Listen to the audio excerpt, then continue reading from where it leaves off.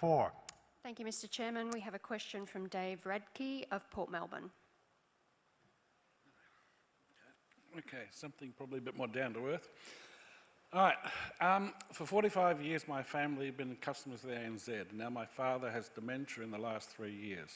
The rest of the family have been managing this. In order to manage his finances, we took out a VCAT order for my mother to be responsible for his financial matters. Last year we gave the order to our business banking manager and she told us the VCAT order was not accepted by the legal team at ANZ, that we needed a power of attorney. Given that the power of attorney must be signed by a sound mind, this is impossible. We managed the best we could for a while and then we needed some statements that were lost and we went to a branch armed with the VCAT order. When asked for a power of attorney, we handed across the order, which we were then told that had to be processed and told to come back when we received an email from her. Well, that was when the hammer came down and the problem started. All of my father's accounts, access to his bank accounts and credit cards were taken away without any consultation with my mother, who according to the VCAT order is financially responsible for my father. The bank is not. The bank had no right to take away my access from my father without consulting my mother. The bank never consulted my mother. The bank has never told my mother what they did. The power of attorney department doesn't bother answering letters to tell us what they did. You do not hold the VCAT order, my mother does. So my question is, why doesn't the bank have proper procedures in place for the people with dementia? And if you do have any, they are woefully inadequate.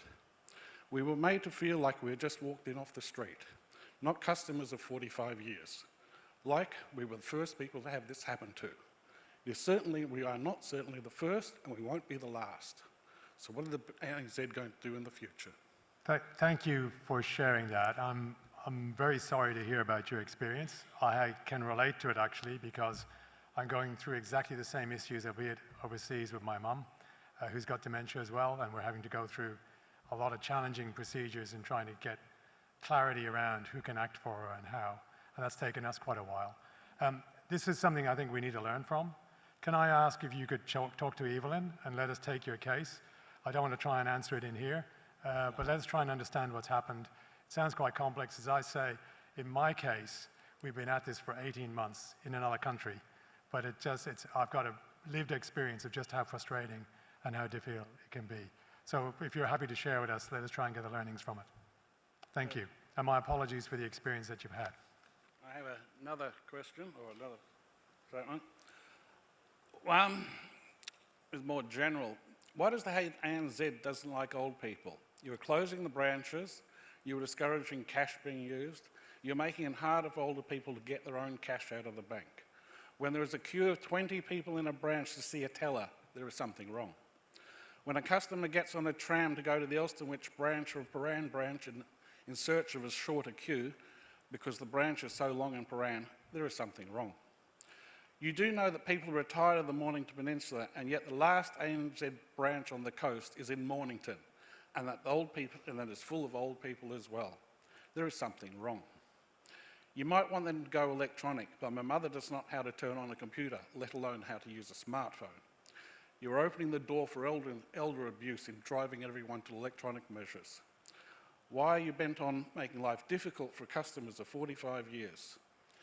So why is the ANZ doesn't like old people?